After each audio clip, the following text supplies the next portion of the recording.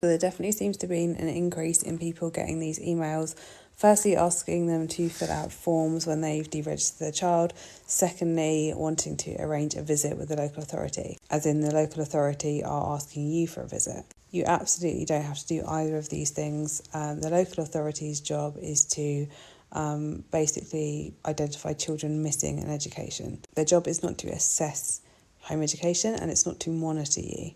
Now, you can fill out the form and you can have a visit if you want to, but I have seen some of these forms and some of them are completely inappropriate. So, for example, I saw one 2 weeks ago saying, what textbooks are you using for history? Now, there's absolutely no obligation for you to use textbooks in a home education context at all.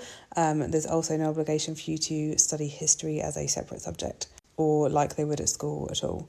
So that is why I'm very wary of these forms.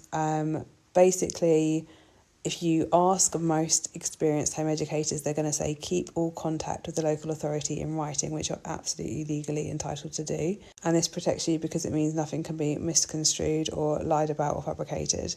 I'm obviously not saying all local authorities doing it, but a lot of people have had very bad experiences.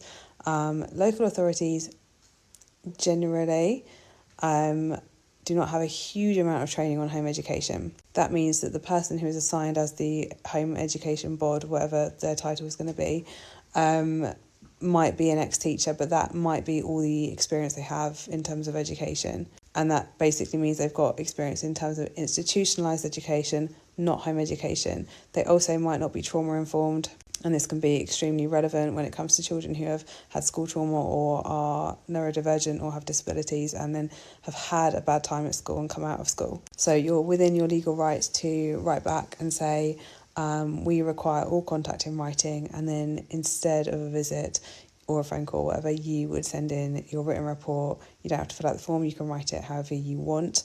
And that will need to include things like your child's progress, all the resources you use, groups they attend, other people who are involved in their education. Just give them a very detailed, comprehensive report on what your child is doing in home education.